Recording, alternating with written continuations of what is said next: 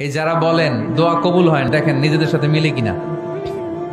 এই 5টা শর্ত যদি পাওয়া যায়, মুহূর্তেই আপনার দোয়া আরশে যে নক করবে। 1 নাম্বার শর্ত আকলুল হালাল, হালাল খাওয়া। 2 নাম্বার শর্ত দোয়াটা করতে হবে একজনের কাছে, তিনি কে? চাইতে হবে একজনের কাছে, তিনি কে?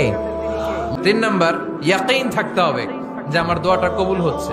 যখন দোয়া করবেন আপনার এই বিশ্বাস থাকতে হবে, আমার রব আমার ফরিয়াদ শুনছে, তিনি আমার কথা শুনতে পাচ্ছে, আমি চাওয়া মাত্রই তিনি সব দিয়ে দিতে পারে, এবং আমার রব আমাকে ফিরাবে না, তিনি দিবেনই। 4 নাম্বার শর্ত সালাতু আলা রাসূলিল্লাহ, আল্লাহর হাবিব সাল্লাল্লাহু আলাইহি ওয়াসাল্লামের উপর দুরূদ পড়া। 5 নাম্বার সর্বশেষ শর্ত হলো মুওয়াফাকাতুদ দুআ বিদ-দাওয়াব। শুধু দোয়ায় কাজ হয় না, দোয়ার সাথে মাঝে মাঝে দাওয়ারও দরকার আছে না নাই? দোয়াও লাগবে, দাওয়াও লাগবে, ঠিক কিনা?